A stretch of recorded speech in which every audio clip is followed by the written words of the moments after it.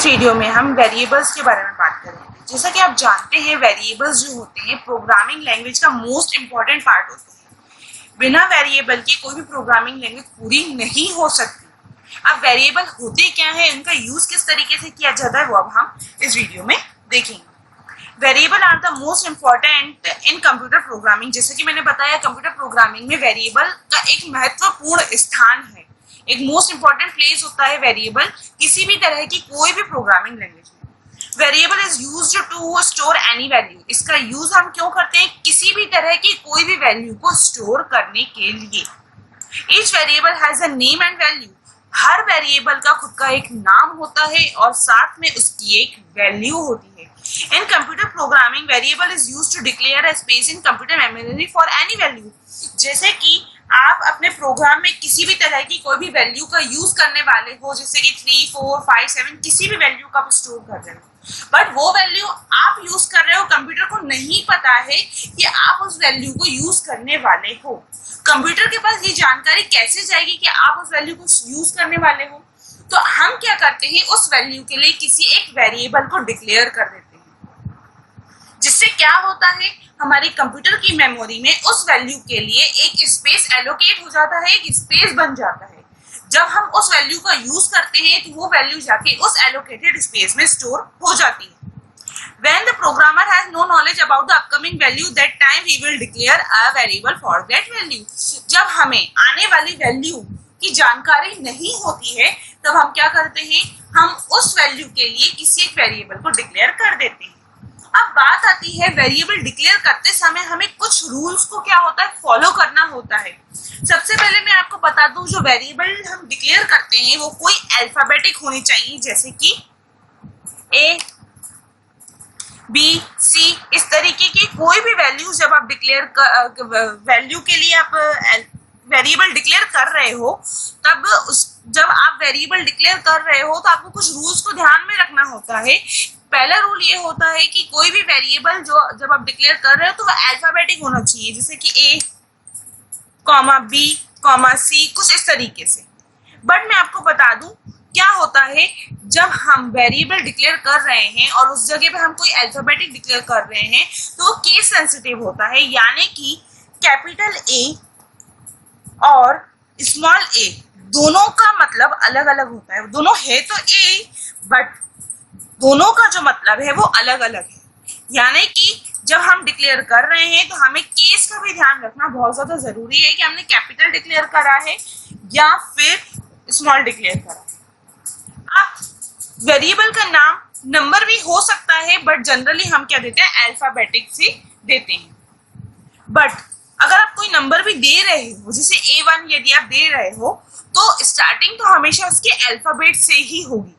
मतलब कहने का ये है, जब भी आप किसी वेरिएबल को डिक्लेयर कर रहे हो तो वो स्टार्टिंग उसकी हमेशा अल्फाबेटिक ही होनी चाहिए, और अल्फाबेटिक में भी आपको केस सेंसिटिव पर ध्यान देना बहुत ज्यादा जरूरी है। तो चलिए अब हम हमारा पहला प्रोग्राम बना के देखते हैं, जो कि वेरिएबल पर डिपेंडेंट है। वो है write a program to display addition of 5 और 3। हमें क्या करना है, एक प्रोग्राम बनाना है जिसमें हमें 5 और 3 का एडिशन डिस्प्ले करना है। मतलब कि क्या होना चाहिए, 5 + 3 = 8 हमारे पास एज अ आंसर आना चाहिए। तो इसके लिए मैंने यहाँ पर एक फाइल बना के रखी है, ओपन करके रखी है, और ये फाइल मैंने ऑलरेडी सेव करके रखी है java.html के नाम से। तो बस मुझे क्या करना है, इसमें कोड करना है और आपको सेव करके दिखाना है। HTML जैसे कि आता है वैसे ही आएगा। इसके बाद यहाँ पे हो जाएगा स्क्रिप्ट टाइप text/javascript, और स्क्रिप्ट साथ में हो जाएगा आपका क्लोज। अब हमें क्या करना है, 5 और 3 का एडिशन दिखाना है। तो पहली वैल्यू कौन सी है, 5, ये जाके स्टोर हो गई कौन से वेरिएबल में, ए में। दूसरी वैल्यू है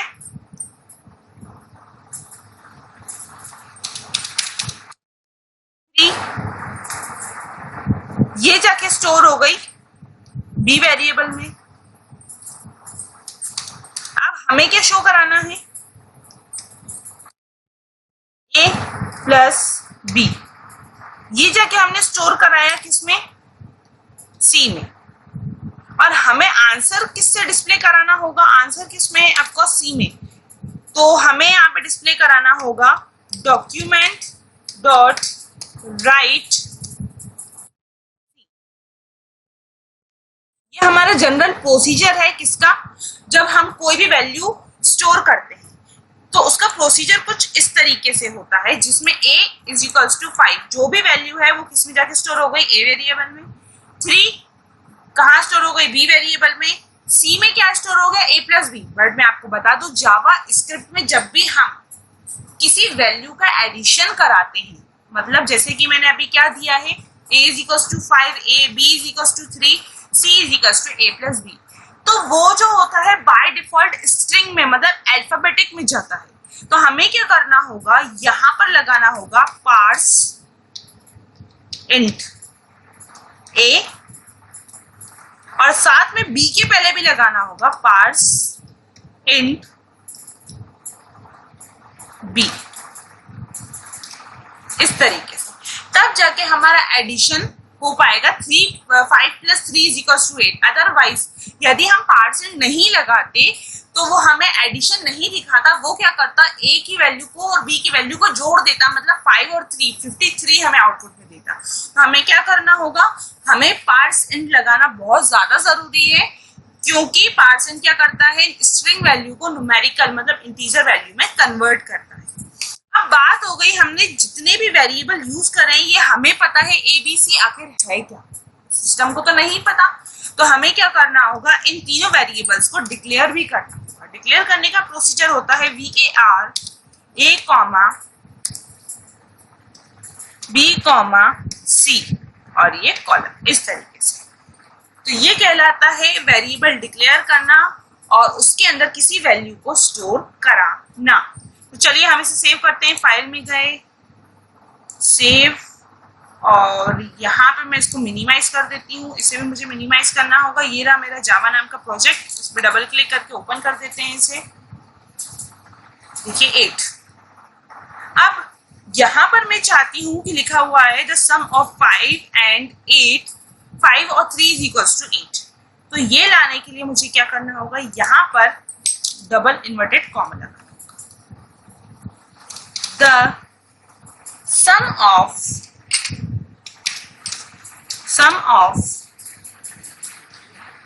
5 and 3 is, ठीक है, ये देना होगा। और हमें क्या उसके बाद प्रिंट करानी है c की वैल्यू, तो इन दोनों को कंकेट कराने के लिए हमें लगाना होगा प्लस का साइन, तब जाके इस टेक्स्ट के बाद आएगी क्या, c की वैल्यू। तो अगेन करते हैं हम, अगेन सेव, और यहाँ पर आकर हम करते हैं refresh. The sum of 5 and 3 is 8। तो इस तरीके से काम करती है जावा स्क्रिप्ट। जावा स्क्रिप्ट में इस तरीके से हम वेरिएबल्स को डिक्लेयर करते हैं, साथ में वैल्यू को स्टोर इस तरीके से कराते हैं, और एडिशन जब कराना हो तो इस तरीके से होता है। तो साथ में मैं आपको एक चीज और बता दूं, अभी तो हमने कौन सी वैल्यू स्टोर कराई थी, न्यूमेरिकल वैल्यू। यदि हमें कोई अल्फाबेटिकल वैल्यू मतलब स्ट्रिंग वैल्यू स्टोर करानी हो और वो डिस्प्ले कराना हो तो चलिए वो भी देख लेते हैं। तो मैं इसको हटा देती हूँ, उतने को मैंने यहाँ पे वेरिएबल डाला ए के अंदर मैंने स्टोर करा दिया एक स्ट्रिंग वैल्यू, जो कि इन्वर्टेड कॉमा की हेल्प से स्टोर करा सकते हैं। मैंने लिखा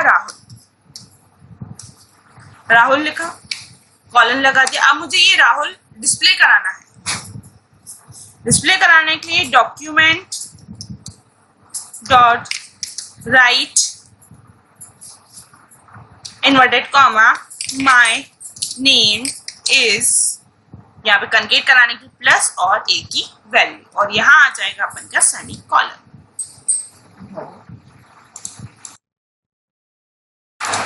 सॉरी, ये दूसरी फाइल ओपन हो गई है यहाँ पे, ठीक है। तो इस तरीके से हम यहाँ पे डिक्लेयर कराते हैं। डिक्लेयर करने के बाद हमें क्या करना होगा, इस फाइल को सेव करना होगा। सेव करने के लिए हम क्या करते हैं, फाइल सेव, और सेव करने के बाद मुझे इसे करना होगा मिनिमाइज, ताकि मैं यहाँ पर आकर रिफ्रेश कर दूँ। My name is Rahul. इस तरीके से आप हम किसी भी तरह की कोई भी न्यूमेरिक वैल्यू के साथ साथ अल्फाबेटिक वैल्यू भी किसी वेरिएबल के अंदर स्टोर कर सकते हैं। वो हमारे ऊपर है कि हमें किस तरीके की कौन सी वैल्यू के लिए किस तरीके का कैसा वेरिएबल डिक्लेयर करना